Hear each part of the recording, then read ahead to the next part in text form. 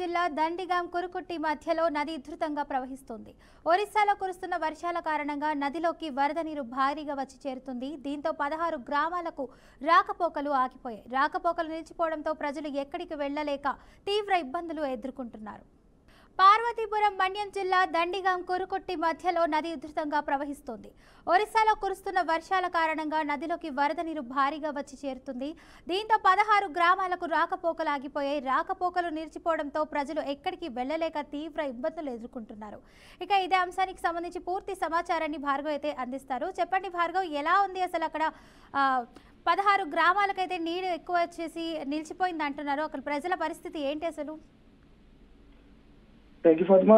ఏదైతే గడిచిన వారం రోజులుగా బంగాళాఖాతంలో ఏర్పడిన అల్పపీడనం కారణంగా ఏదైతే అటు ఆంధ్ర ఒరిస్సా బార్డర్ లో ఉన్న అటు ఒరిస్సా రాష్ట్రం మొత్తంగా కూడా, అలాగే ముఖ్యంగా ఒరిస్సా బార్డర్ లో ఉన్న పార్వతీపురం మన్యం జిల్లాలో కావచ్చు, విజయనగరం జిల్లాలో కావచ్చు, అటు విశాఖ జిల్లాలో కావచ్చు, పూర్తి స్థాయిలో చాలా వరకు కూడా మోస్తారు నుంచి భారీ వరకు కూడా వర్షాలు పడిన వర్ష ప్రభావం అయితే మనం చూసాం. అయితే దీనికి సంబంధించి ప్రస్తుతం అక్కడ ఉన్న ఏదైతే ఒరిస్సాలో అత్యధికంగా భారీ నుంచి అతి భారీ వర్షాలు పడిన కారణంగా ఏదైతే పార్వతీపురం మన్యం జిల్లాకు సంబంధించి ఏఓబీలో ఉన్న పార్వతీపురం మన్యం జిల్లాకు సంబంధించి అక్కడున్న కురుకుట్టి దండిగామ గ్రామానికి మధ్యలో ఉన్న ఒక వాగు అయితే మాత్రం పూర్తి స్థాయిలో చాలా ప్రమాదకర స్థాయిలో పొంగిపోలింది. అయితే అక్కడున్న అవతల వైపు ఆ ఇరు గ్రామాలకి ఉన్న ఏదైతే 16 గ్రామాలకి సంబంధించి ఈ ఒక్క వాగు, అక్కడ ఈ వాగు మీద ఒక వంతెన అయితే ఉంది. ఆ వంతెన పూర్తి స్థాయిలో మునిగిపోవడం కారణంగా 16 గ్రామాలకు కూడా రాకపోకలు అయితే నిలిచిపోయి, అంతేకాకుండా ముఖ్యంగా వైద్య సేవలు నిలిచిపోయి ఇప్పటికే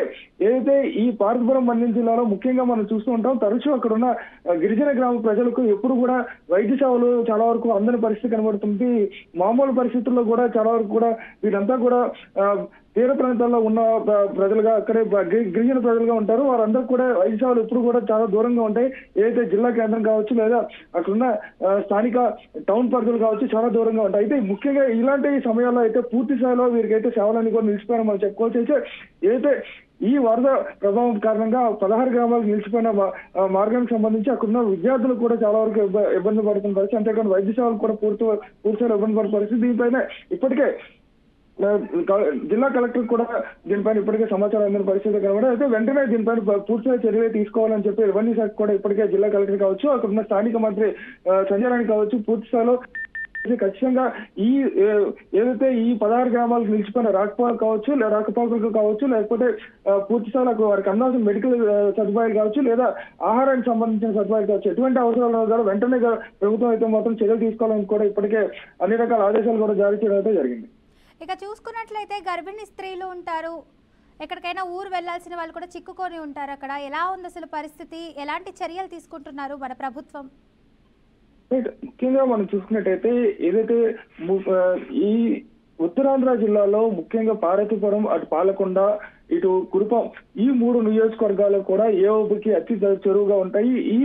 ఈ 3 నియోజకవర్గాలకు సంబంధించి అక్కడున్న ప్రజలకి ఇప్పటికే బీఆర్టీ న్యూస్ లో కూడా గడిచిన 15 రోజుల్లో కూడా 3 కథనాలు మనం చూసాం. ఏదైతే అక్కడున్న గర్భిణీ స్త్రీలను అక్కడున్న గిరిజన ప్రాంతాల నుంచి తరలించడానికి చాలా వరకు ఇబ్బంది పడుతున్న పరిస్థితి కనబడి, దీనికి ఇప్పటికే ప్రభుత్వం కూడా వారికి సరైన రోడ్డు మార్గం కూడా నిర్మించే ప్రయత్నాలు కూడా చేస్తున్న సమయంలోనే ఒకవైపు వరదలు కూడా ముంచెత్తిన పరిస్థితి కనబడ్డది. అయితే ఈ గర్భిణీ స్త్రీకి సంబంధించి ఎలాంటి వారు ఎవరున్నారు, దానికి సంబంధించిన సమాచారం కూడా ప్రభుత్వం రాబట్టే ప్రయత్నాలు కూడా చేస్తుంది. అలాంటి వైద్య సేవలు ఏదైతే ఎమర్జెన్సీ సేవలు గర్భిణీ స్త్రీలనే కాదు, మిగతా ఎమర్జెన్సీ సేవలు ఒక డెంగ్యూ సంబంధించి కానీ ఇలాంటి ఇతర ఏవైతే వైద్య సేవలు ఎవరైతే కావాలో వాళ్ళందరికీ కూడా ఎమర్జెన్సీ సేవలన్నీ కూడా ముఖ్యంగా వారికి అందరికీ కూడా అందించే విధంగా అన్ని రకాల ప్రయత్నాలు కూడా చేస్తున్న పరిస్థితి కనబడుతుంది. పోలీస్ శాఖ వీళ్ళు ఎవరైనా వచ్చారా? ఎందుకంటే ఆహార ఇవన్నీ అందించాలి కదా వాళ్ళకి. అలాంటి ప్రమాదంలో ఉన్నారు వాళ్ళు. వర్షపు నీరైతే ఆగిపోయింది, అక్కడ ప్రవహిస్తుంది నది నీళ్ళంతా. అక్కడ ముఖ్యంగా అక్కడున్న స్థానికంగా ఉన్న జిల్లా మంత్రి సంజయ్ రాణి ఎవరైతే ఉన్నారో ఆవిడ ఆదేశాల మేరకు అక్కడ జిల్లా కలెక్టర్ కూడా వెంటనే స్పందించడం జరిగింది. అక్కడ ఎవరైతే స్థానికంగా ఉన్న సాలూరు మండల తహసీల్దార్లు కావచ్చు, సాలూరు డివిజన్ లో ఉన్న ఆర్డీఓలు కావచ్చు, వారందరినీ కూడా వెంటనే అక్కడికి చేరుకునే విధంగా ప్రయత్నం చేసిన తర్వాత అక్కడ ఉన్న ఎటువంటి సహాయాలు కూడా సహాయక సహకారాలు కూడా వెంటనే అందించని కూడా చెప్తున్న పరిస్థితి కనుక దానికి సంబంధించి అక్కడ ఉన్న ఎన్డీఆర్ఎఫ్ సిబ్బంది కూడా సహకారం కూడా తీసుకున్నట్టుగా తెలుస్తుంది. ఖచ్చితంగా ఇక్కడున్న పరిస్థితిని చక్కదిద్దే విధంగా అన్ని రకాల చర్యలు కూడా తీసుకుంటారు. తీసుకుంటామని చెప్పి అక్కడున్న స్థానిక ఆర్డీఓ కూడా మాట ఇచ్చిన పరిస్థితి కనబడుతుంది. Right, thank you Bhargav.